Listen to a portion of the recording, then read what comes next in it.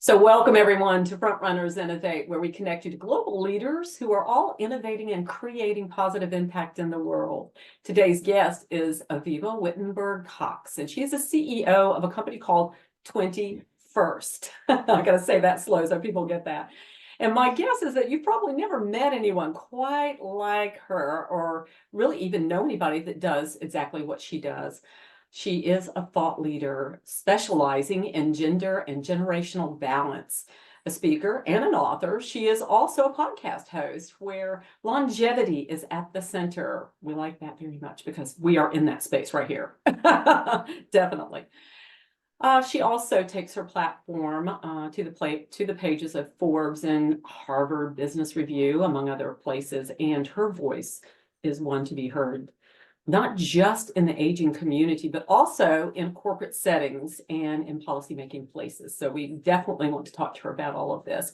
There's some strategy behind that statement I just said. So we're going to dig into that and find out what her strategy is and what her perceptions are here that will help us make a difference moving forward, because I think it's a shared difference that we all need to make. Now, let me just explain to who I am. I am your host, Mary Keurig. I am a global business developer and CEO of Frontrunners Development, and we are a global gateway to business connections that make a difference. So welcome to Avivah. Thank you so much for being with Thank you, us. Mary. Thanks for the intro. Yeah, well, we're going to find out more about this really unique place that you've carved out for yourself and how you got there. And it's the how you got there piece that interests me most. So let's start with a little bit about your background and pull us into what brought you here? What got you to this stage? Well, given that we're kind of the same age, I'm 62, so it's a long journey, right? So a little hard to summarize at the beginning of a podcast, but let me explain my accent first. I'm Canadian born, but of a Swiss father and a French mother, so I carried three passports right from birth. Which I used pretty quickly because when I graduated college, I went to Paris for a year and stayed for 30. Um, and while there, did all kinds of things. Went to business school to INSEAD, which is now internationally known leading business world, but is based very pleasantly just south of Paris, which was a very nice location. Um, and from there, started a number of different companies. I'm a bit of a serial entrepreneur.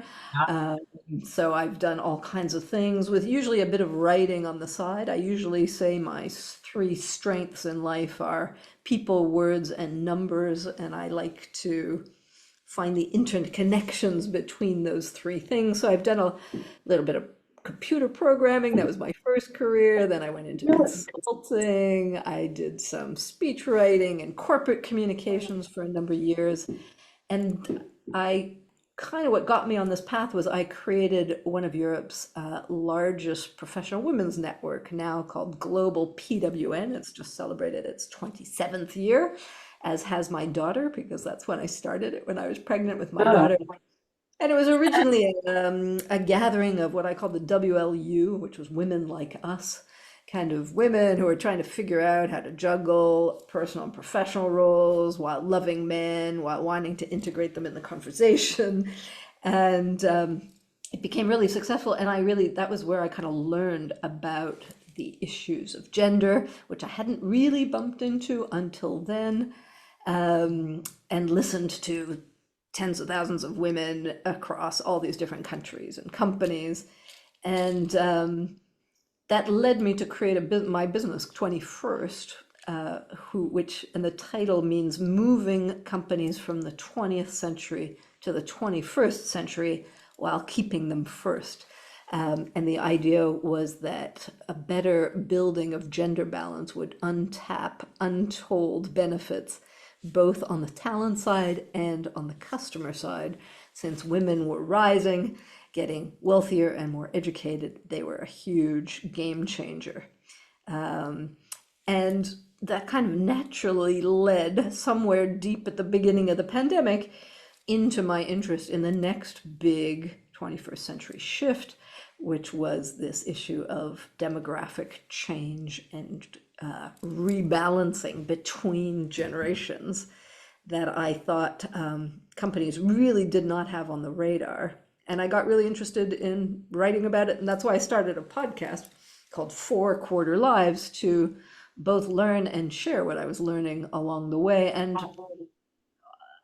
my vehicle to deep diving into the topic was also my 60th birthday gift to myself was a year at Harvard's Advanced Leadership Initiative, which I also call their old program, which is all about helping people move from their first career or first chapter to their next career. And I found that process program very interesting, and I'm trying to disseminate it ever since.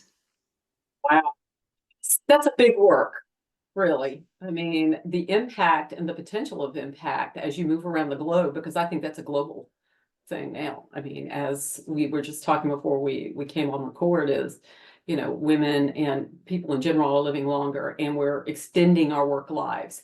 And what I'm finding, and I'm sure you are, is like that last quarter of the work life tends to be where you start looking at your legacy. And what can I do that can make a difference? I mean, you might be looking at it all along, but you know, the need to put food on the table and make sure that, you know, everything's working well with the family. Maybe now the kids have gone to college or whatever and started their lives, and here you are. And what can you do?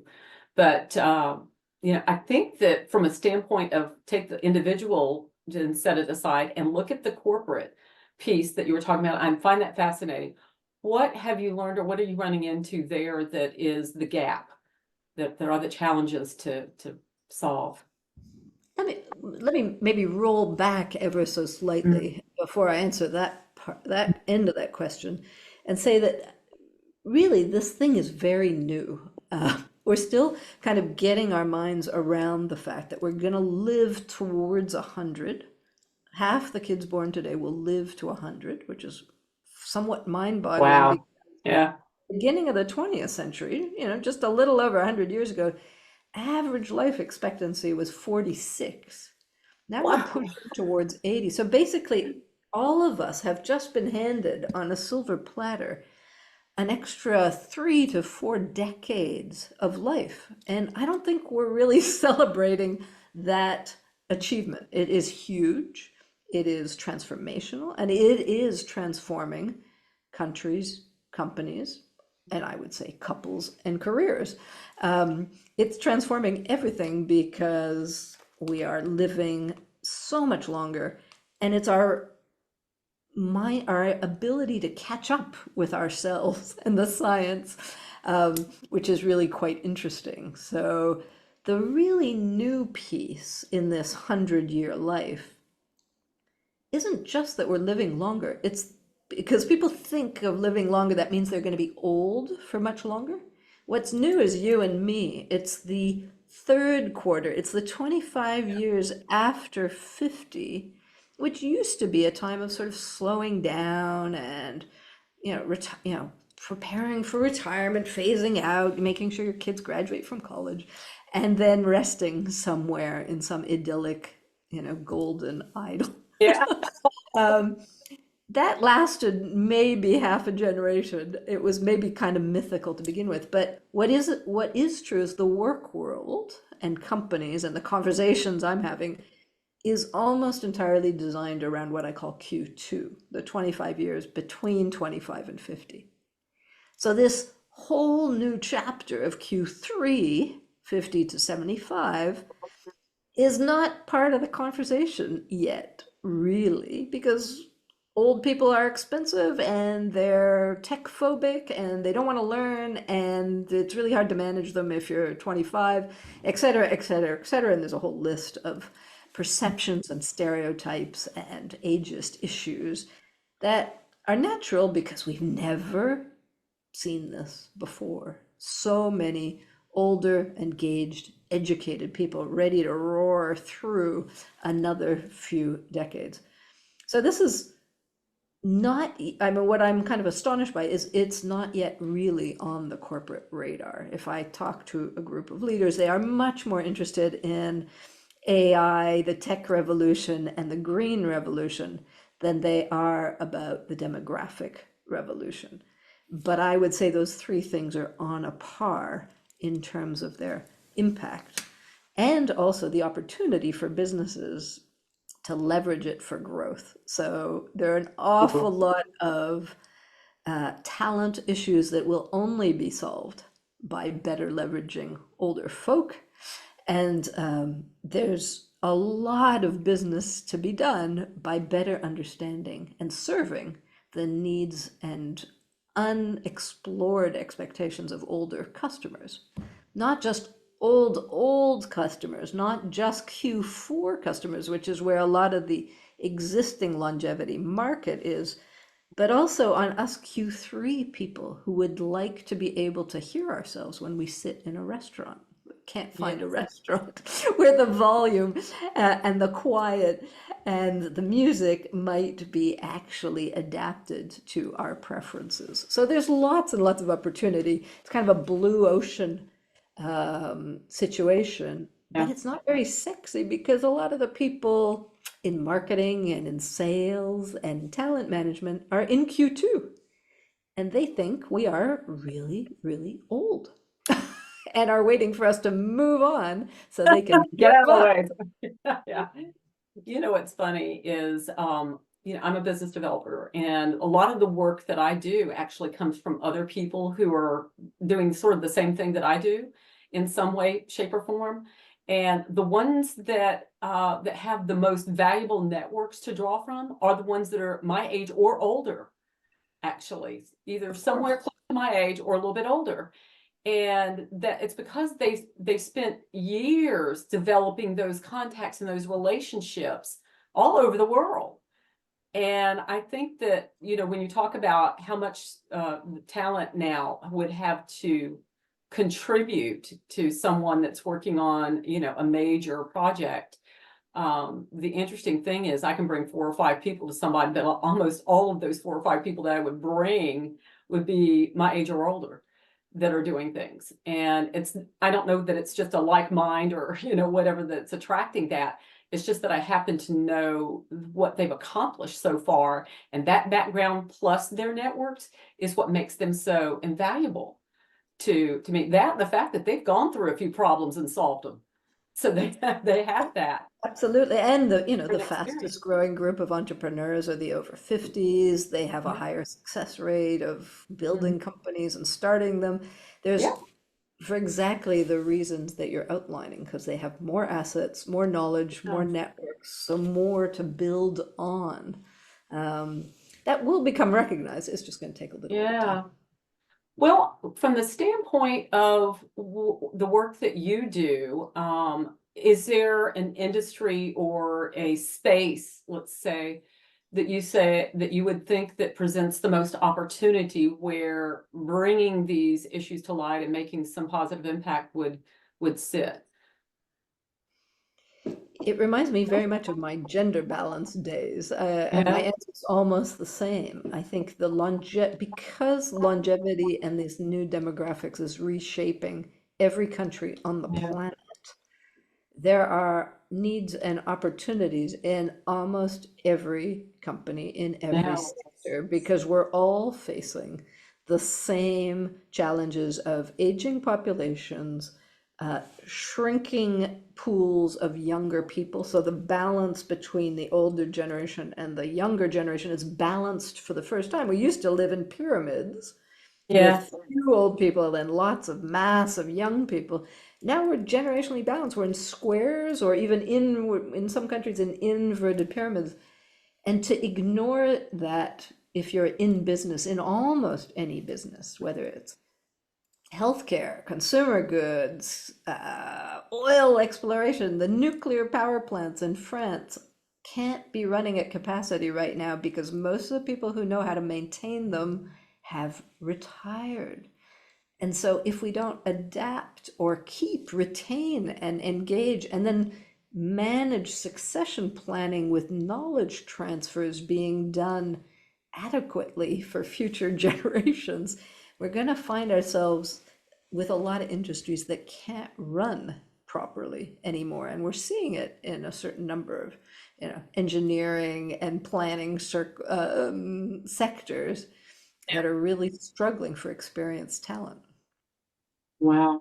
I mean, that's a whole big arena that needs to be kind of, bolted wide open, and for people to kind of look at and really review maybe policies. Are we talking maybe HR policies, or are we talking just mindset shifts, paradigms, or all I of the think above? it's all of those things, but the very first step is strategy. This is it's huge, it's transformational, and you've got to figure out in your company, in your sector, what are the opportunities and risks of this huge demographic transformation?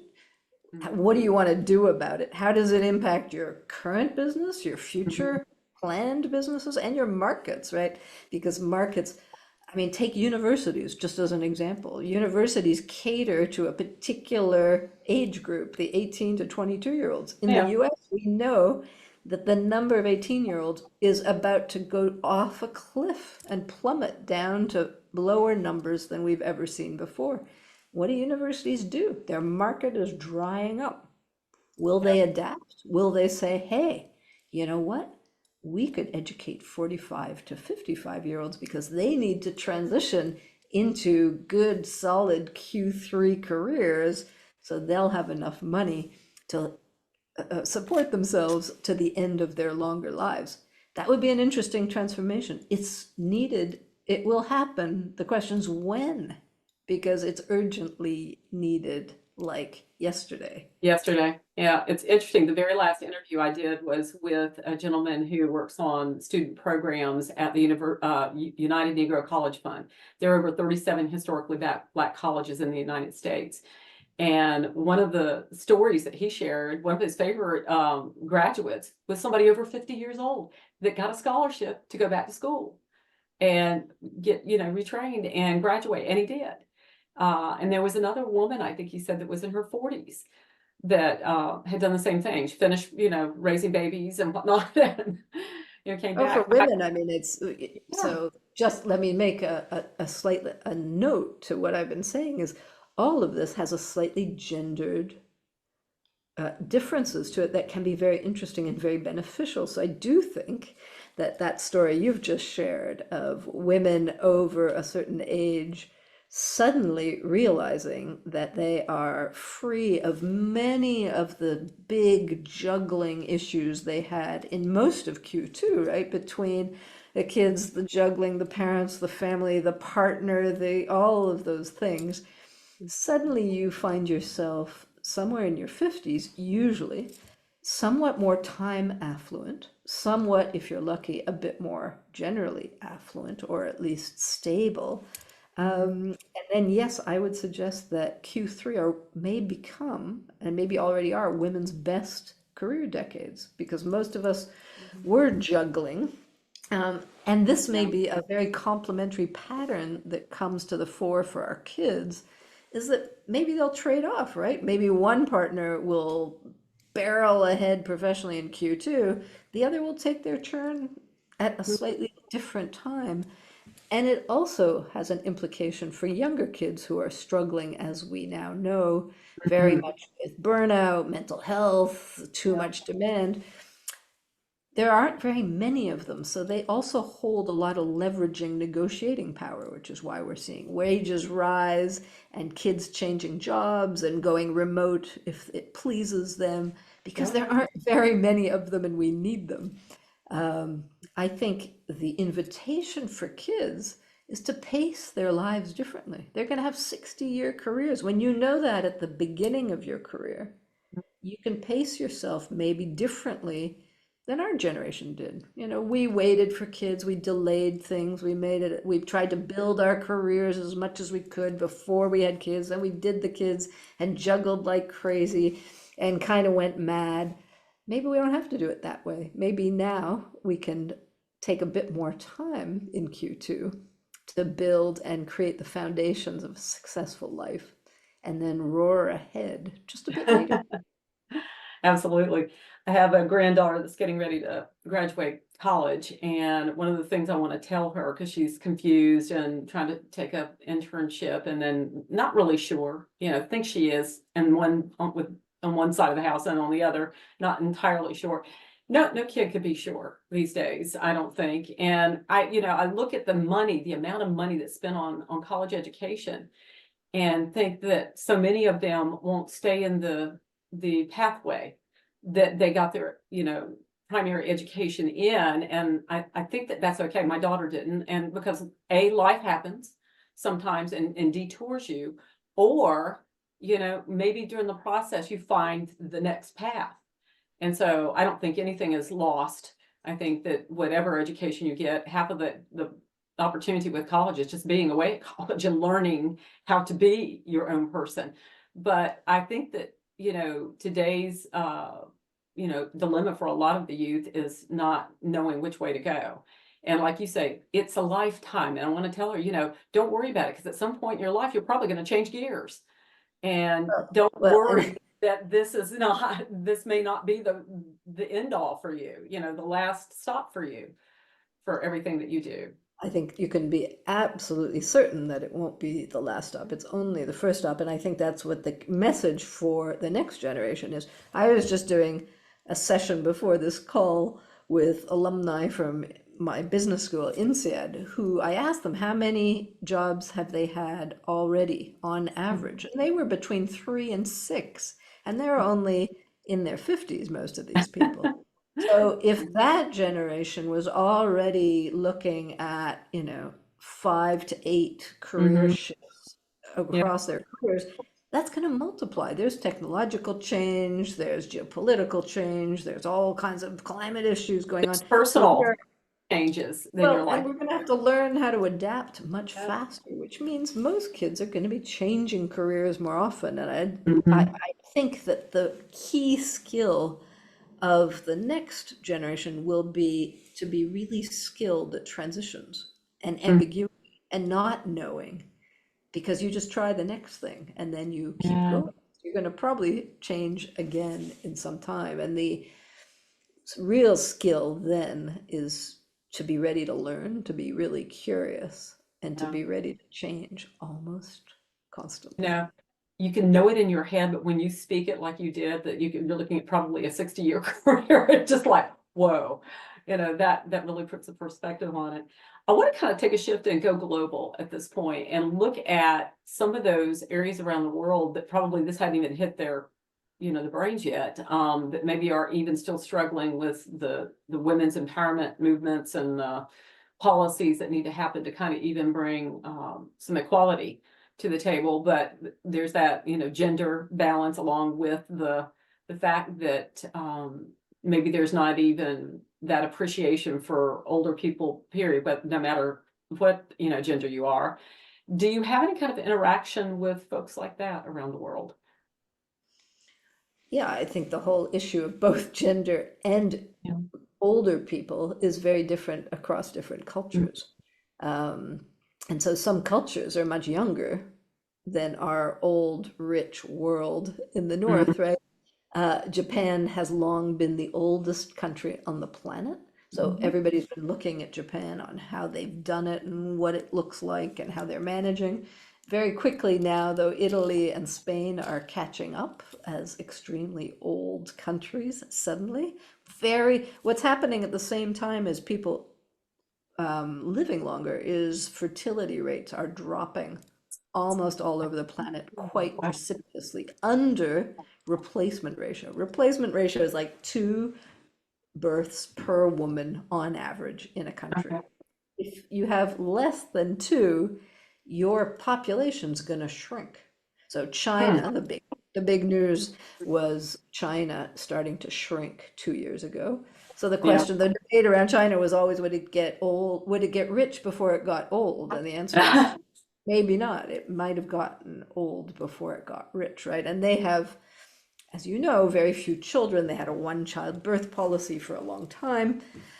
Now suddenly they don't have enough children. They also killed off a lot of baby girls in utero and just after, so they also have a girl deficit, which isn't going to help their fertility. My Uh, goodness. India is a younger country, but it's also fast declining fertility rates. And so it's going to grow for much longer, but it will also then potentially start shrinking if those birth rates keep shrinking. The place that's still growing, of course, is Africa, particularly sub-Saharan Africa, which will hold half the world's children by the year 2050. Wow. So yeah, there's, can you imagine? I mean, it I really is can't. quite, it's hard to wrap your head around some of this big data stuff because it's so extreme. Um, but the UN, the UN, you were talking to me about the UN just before, the UN population studies and predictions have always been pretty good and pretty accurate. Um, and a lot of people have said that we've reached peak babies. The population is going to keep increasing because we're living longer and babies aren't dying under the age of 5 like they did before. We've managed to lower that number. So we're aging more. So we'll probably peak, but we're going to peak population globally at maybe 10.5 billion. And then if we don't change something in our system, like helping parents have children and actually care for them, Yeah. we're going to see global population like just drop quite suddenly. So the statistics on what the world could look like in 2200 and 2300 go down to like a few hundred million people in the world Wow. from our concern and constant attention Yeah. on the overpopulation of the world. So Yeah. that might actually suddenly be an old topic that needs rejigging in our minds. When you were talking about that, I'm thinking about the climate issue and how so many countries have this by 2030, mandate going on about what they do. But the funny thing is, the people that are pushing a lot of the policy and the day-to-day, operational stuff that you need to do around climate seems to be a little bit younger generation. And I wonder about that since we have that new generation of kids coming up, and there's less of them maybe as we move along, that will we have enough of them to help meet the ongoing, if we ever do meet the 2030 mandates, most of the world, then who carries that forward? Because we need them to be that I think conscious and I think that we all would. good I with mean, it. remember that a lot of the environmental movement started in the 60s with the boomers. They haven't given up. It's not like they're less active. Some of the most active people on climate are a bunch of Q3ers or aging Yeah. Q4. So I think if we don't work intergenerationally on Mhm. climate, we're not going to Well, it's get that it. knowledge transfer too thing that you were talking about, And is it's making knowledge sure that transfer. we bring everybody together. So And in it's our organizations, political voting systems yeah. that we vote for people who prioritize the environment. And right now, for now, we haven't always been very successful. No, we have not. In what way are you and 21st working toward the goals that you do? I know that you showed me a book. If you'd like to show it again, I'd love for people to see it.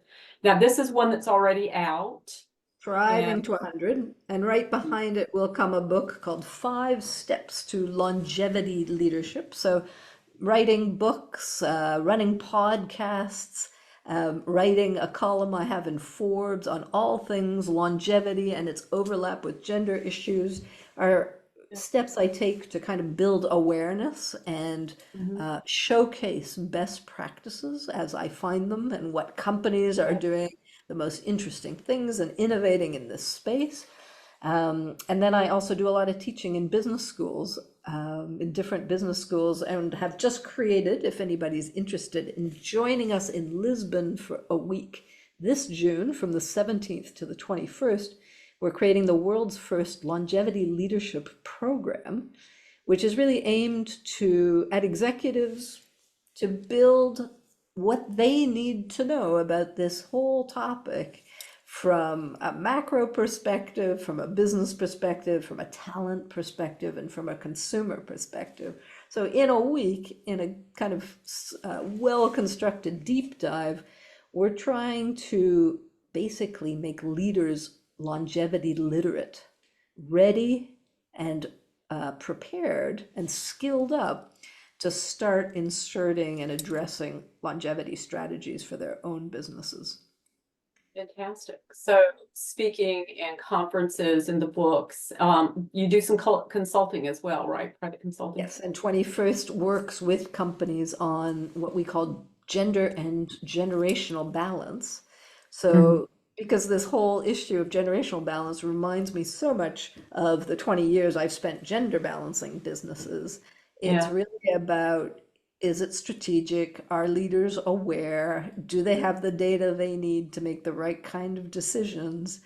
And who should be accountable for the change are kind of key issues. You got to work on leadership, cultures, and systems when you're doing this kind of strategic balancing act in business. I would think so. You'd have to have That's all of part of that it. kind of, yeah. I mean, I think of all kinds of situations where something like that would have been useful if we had had it. And I mean, I'm thinking in government entities particularly, because you find so much structure that's, well, we've always done it that way. So sometimes it's really hard to get through that brick wall of we've always done it that way, type I of think we're thing. going to be in this sort of awareness building phase for another 5 or 10 years. It takes time, right, to get people on board with such a big transformation. And it's not always the sexiest thing in the world, right? People don't necessarily like the idea of everybody being old. You're going to try and have to educate people, but what's the upside of a 60-year career? A lot of young people, when they hear that, sound make it, they don't want it. It sounds very tiring, and they would have liked to have 30 years off at the end, like their parents might have. Hmm. So how do we make that a good news story and build skills and readiness to get people to embrace the idea that longer Hmm. lives gives them so much more time to do so many more Hmm. things? We should be celebrating. I think so. I'm there. I'm over 60. Me I too. like We're I in this. enjoy it. I am there. Is there, other than the event in Lisbon, is there anything else that's coming along for the rest of this year that you'd like to share with us?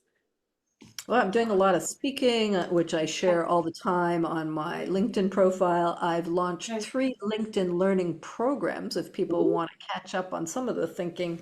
I'm embedding this increasingly, and we will, by the end of the year, launch 2 programs. I'm adjunct faculty at DePaul University in Chicago, and we'll be launching 2 certification programs, one on building gender balanced businesses and the other on longevity leadership. So how to get skilled up. And those will be completely online, with certificate of graduation. That's fantastic. So you're building out the program yourself, and it With will colleagues at DePaul. with, yeah, okay, but it'll be on their platform, right? Yep, Okay. But yep, it's your programming. yep, Yeah, yep. It'll be okay. my programming. Yes, very Absolutely. good. The gender one should launch before summer, and the longevity Hmm. leadership one should launch by the end of the year. Okay, very good. Is there a nook and cranny of the world that you would like for this to target this type of education where you feel like it would make the most impact? Well, it's one of those fascinating topics that basically the rich world is already so old that it really needs to accelerate and wake up Yeah. to this thing. So that's really kind of urgent. But the new world, so India is very interesting in terms of both gender balance and longevity, because if they don't prepare, they're going to have 1.5 billion people who are aging Sure. into unready systems. So just like individuals, the earlier countries know about this, the Yes. better prepared. We've had a long time to get rich and build systems and pension systems. Younger, more emerging economies haven't had that time, and their aging is accelerating a little bit. And so their need to plan for it and create safety systems for it is also more urgent. So of course, the big countries, listen, China's huge and India's huge. So those are together, that's like half the population. And then Africa, I'm going to be extraordinarily interested in how do we support what will now be our collective human children in Africa, who will be our tomorrow. We should help them. Yes. my bits, if you will, or my focuses as well. What you were talking about just then reminds me of sustainability, which is one key thing that we all work on for any projects and programs that we have.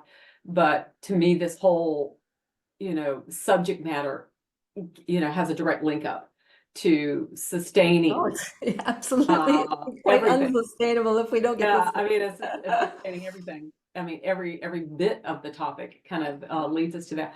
And I was wondering what UN SDG Sustainable Development Goal actually does this hit? And I'm thinking, my goodness, I think it hits almost every one of them. Almost every one of them. But and we could talk about that later. But I It's a very want to transversal topic. It's a little bit like AI, right? It's going to affect everyone, everything, every everywhere, and aspect of life. everything. Yeah. It permeates Ignore it everything. at your You're a peril. human being, it hits you.